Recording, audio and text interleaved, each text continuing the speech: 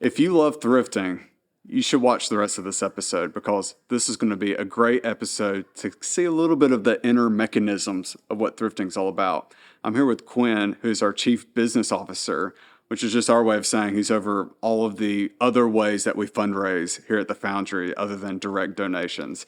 So Quinn's going to tell us a lot more about enterprise, a lot more about himself coming up. Before we get to that, year-end giving is coming up. And the majority of our fundraising happens at year-end giving. And what we raise in October, November, and December will really determine what we can do for 2024. I've got a couple of ideas to plant in your mind. Obviously, there's giving directly. There's auto giving, which is incredibly simple. And it's as simple as filling out a form. They'll schedule an appointment with you. A tow truck will go to your house, pick it up, give you your tax write-off. You're done. Not really much else to do. So if you have an old car lying around that's collecting dust, not doing anything, you're still paying insurance on it, so it's costing you money. It's probably now worth the time to think about, maybe I should give it to the Foundry, make it a tax write-off for my 2024. Another great way to give is through our donations to the thrift stores. And we raise a lot of money that way. It's actually the primary way that we fund the Foundry. So we're always appreciative of the people who consistently give their old stuff and then also come and shop and keep the cycle going. And I would say now is a great time to clean out your closets and to start donating stuff to the thrift stores, mainly because the giving season is coming up. You're going to get a lot more stuff soon, and it's easier now to get rid of stuff and make some room than it is later when you've got too much stuff and you're trying to make room. So consider doing that now. That's my spiel. We're going to get right into the podcast now. So I'm with Quinn, and Quinn, you didn't come from like a nonprofit background. You came from a much different background. Introduce yourself to everybody about, where you came from and how you ended up here at the Foundry. Sure. This was extremely different from anything I'd ever done in my whole life. I did almost 10 years in the Army, then worked for corporate distribution, medical supplies, and medical sales. And God led me directly here. It was kind of strange how that happened, Hunter, but I knew that this is where I was supposed to be. I've been here about 7 years now. 7 years. So talk a little bit about Army, Quinn. Like, how did you end up in the Army, and what did the Army life look like for you? Yeah. Like a lot of people, when I was 18, I thought I was 18 and 20 foot tall and bulletproof, right? I knew everything. So I went to LSU for a little while. Wasn't quite mature enough to handle that, right? Transitioned into Louisiana Tech, was in the National Guard trying to pay for my education.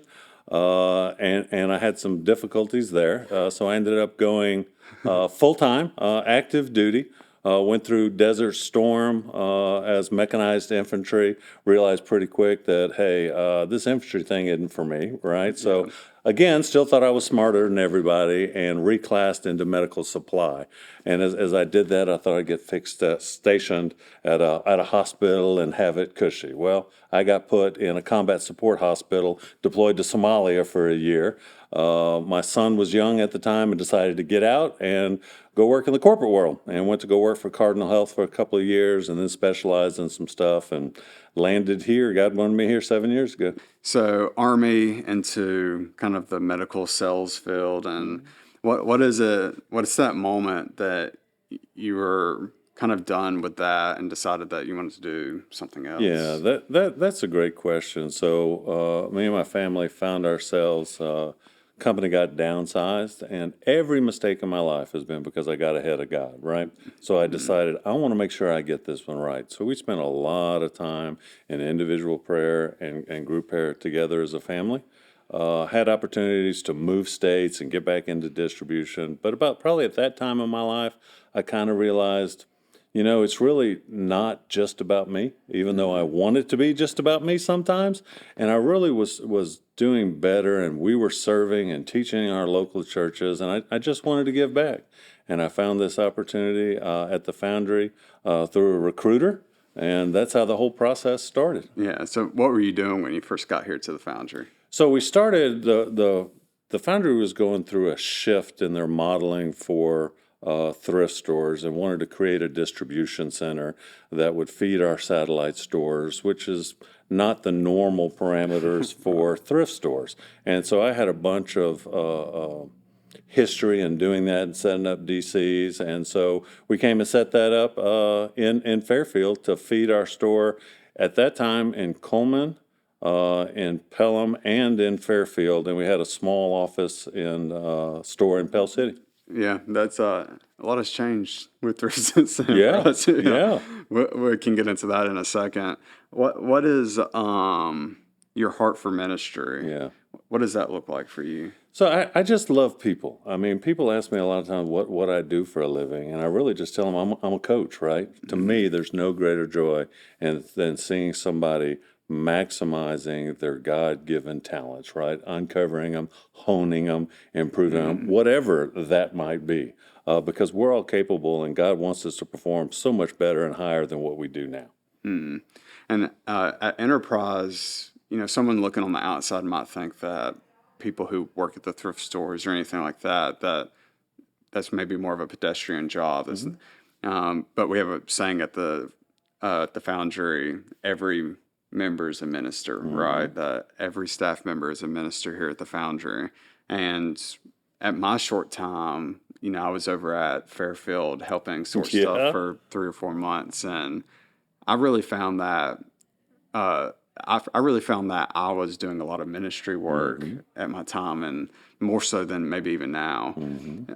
Is that an intentional thing for us, or do you think that's just a byproduct? So I think it's a little bit of both, Hunter, to be honest with you. I don't know initially how much was intentional, but when you put a staff member in a small group setting with participants in an employment readiness setting, Right. there's just so much natural interaction. We like to say our counselors do a great job, but everybody who's in the back of the store or the front of the store with our program participants is really foxhole ministry. They spend so much time there, and we're pushing metrics and let's get production, but we have no problem stopping the production line and turning it into a prayer line if that's what it calls for at that Right, time. yeah. It really struck me how, we have a long program here, it was shorter now, but it's still 6 months that you're going to be on campus. And how much I was in like kind of the women's area helping them sort stuff. And it was amazing how much every day it was just a battle every day for them to work through kind of the issues. And in this environment, it's kind of a healthy way to like distract yourself.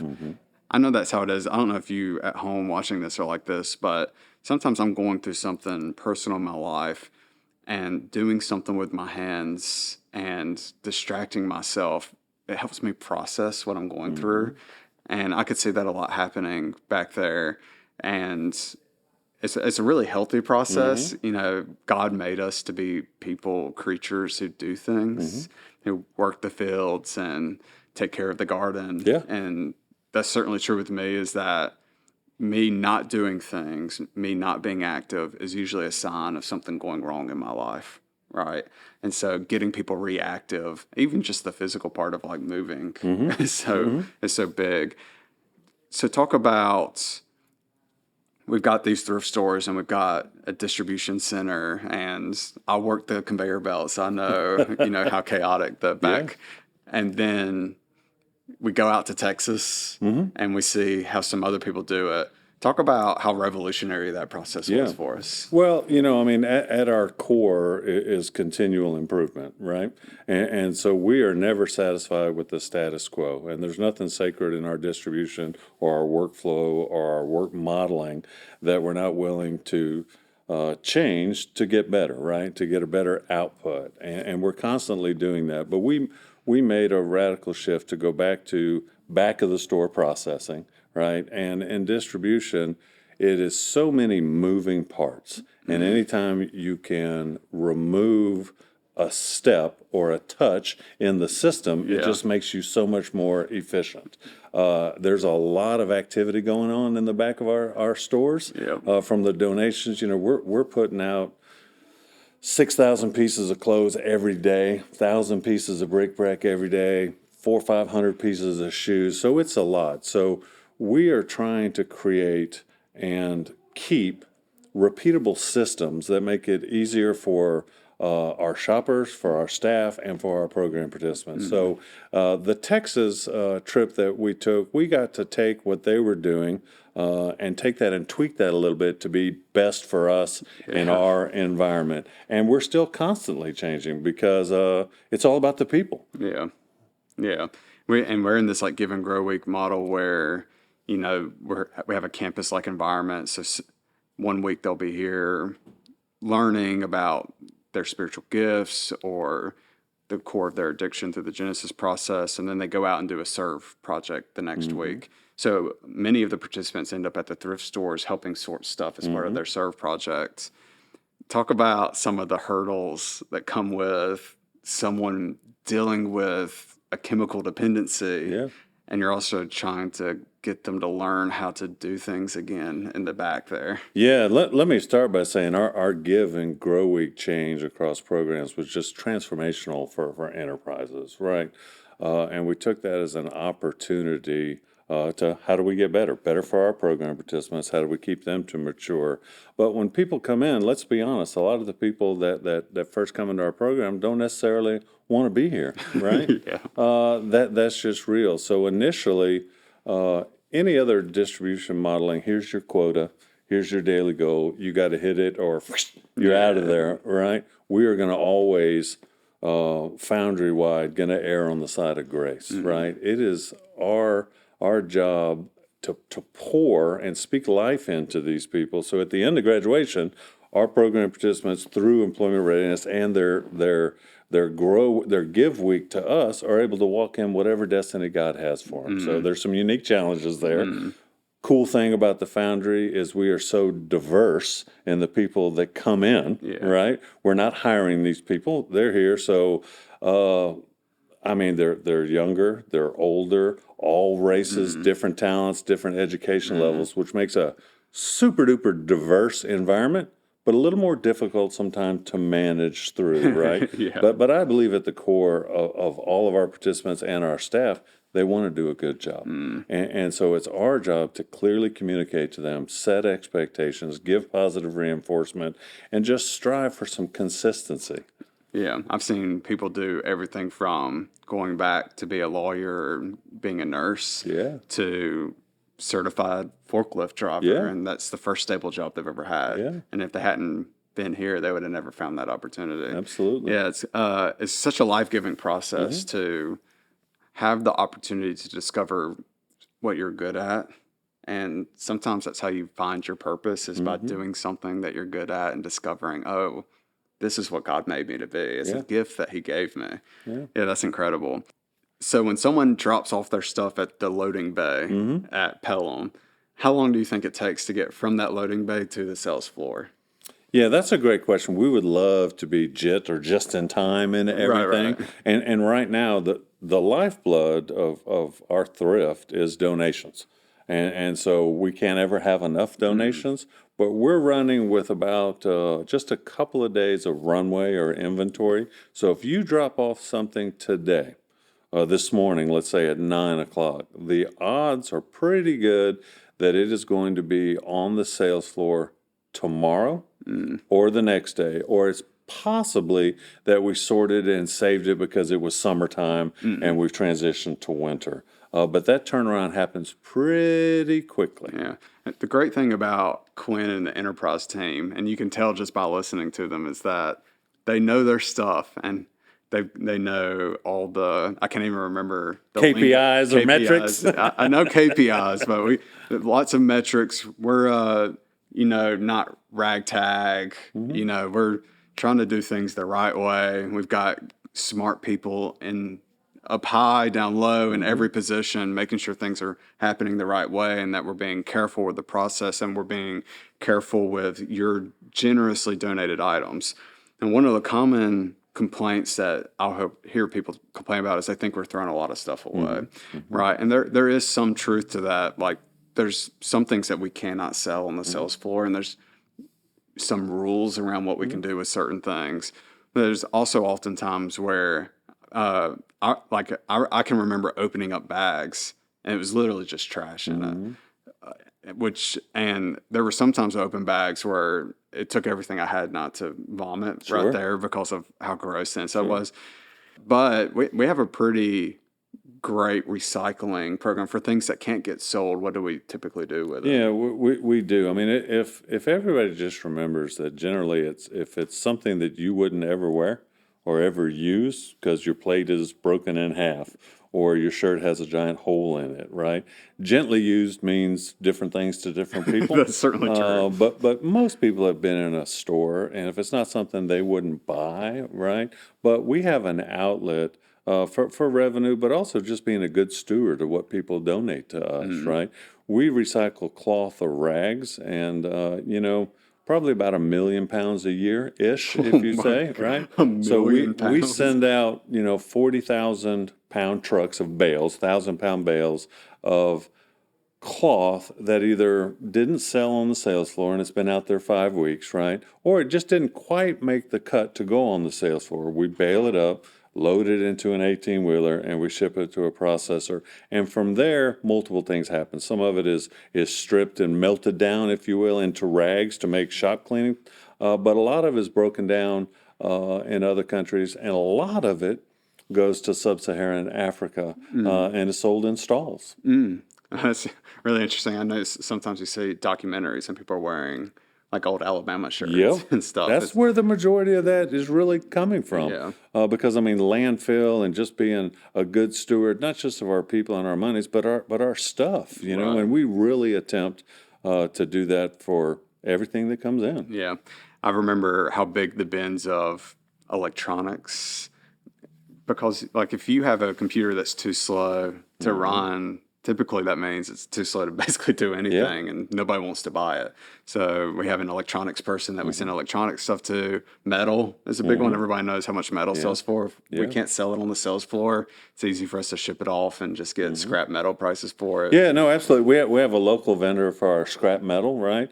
And we kind of we could spend a ton of time separating our scrap metal between copper and regular metal. We don't do that. We kind of containerize it or in bulk, and then we send it to a local guy that then they separate it. But that's stuff that's not going in a landfill, plus it's an opportunity to get some additional revenue. And sometimes we do cardboard. It just depends on what the market is. Yeah.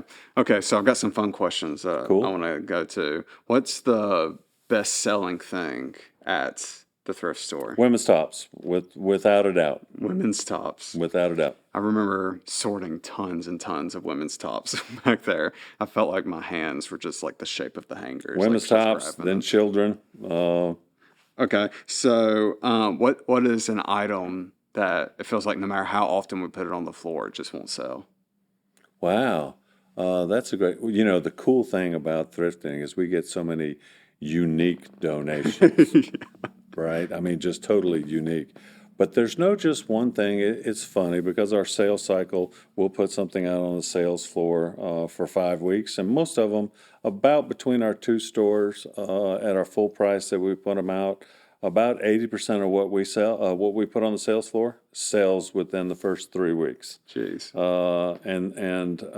But as far as the stuff that we've been able to identify that'll never sell, we generally don't put on a sales floor. Within enterprise, Right. you hear the conversation all the time. Oh, don't put that on the sales floor. That'll never sell. The reality is our customers tell us what is going to sell and what's not going to Fair sell. enough. The old saying, one man's junk is another man's treasure. When I first got here, I thought, there's no way we should put that on the sales floor. But then I kind of monitored that item, right?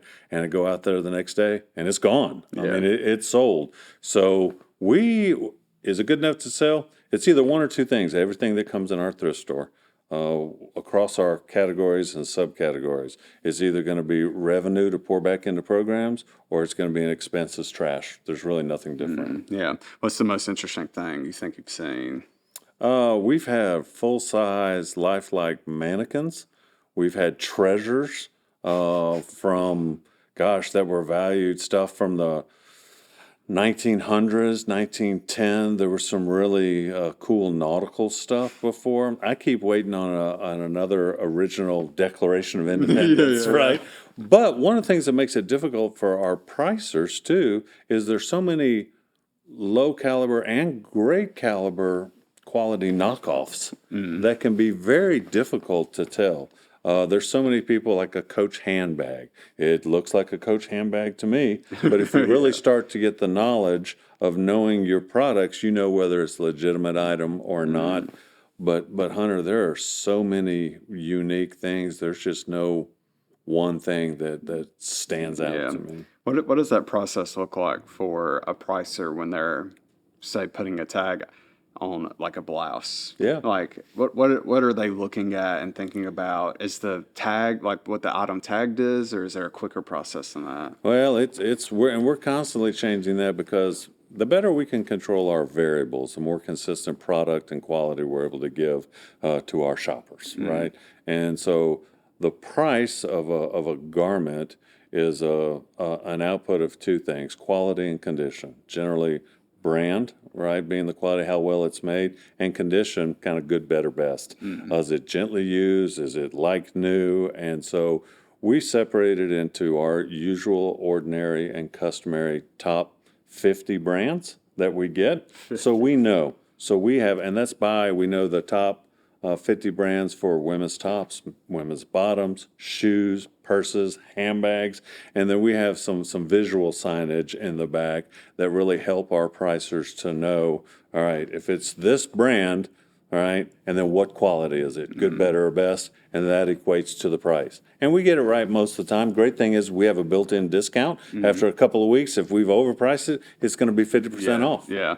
The fact that we separate purses and handbags shows you how serious we are about pricing things and getting the price right. And so obviously you're a numbers guy and care a lot about the process, but aside from the numbers, what does success look like for you? Yeah.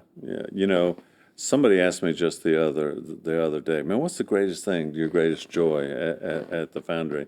And I won't forget when it kind of came full circle for me. I'd only been here maybe a month in the Fairfield location, and somebody said, hey, they wanted to come into one of our areas, and I'm still trying to figure out who's allowed right in the back of processing. I'm very green, and we let this person in, and they wanted to speak to one of our supervisors, and so I'm like, well, sure, come on in. And they wanted to talk to him and tell him it was 10 years since they had graduated, right? And they wanted to come back in and thank a couple of staff members and tell them what God had restored in their life, right?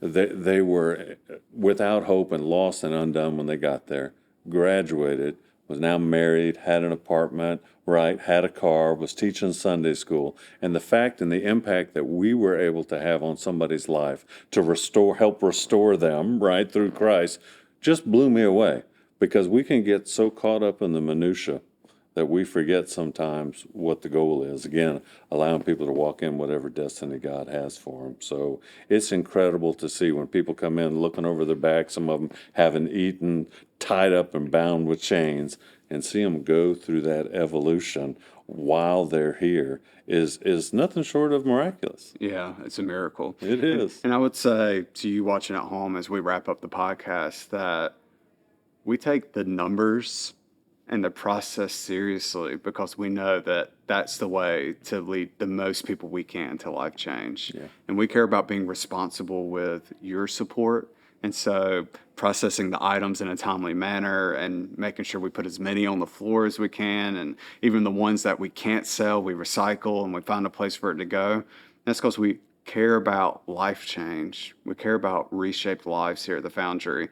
And part of that is taking care of the process and taking care of the staff members who are here and taking care of your donations. So I really love bringing Quinn in today to show you guys how serious we are about the process and how serious we take the whole thing, and from the little things to the 50th brand in women's tops that we're making sure is priced right, all the way to big barges of shirts going over to Africa to recycle, and changing the process so that participants giving their time at the thrift stores is more life-giving for them, and that we can see that most people come to God and see their lives permanently transformed.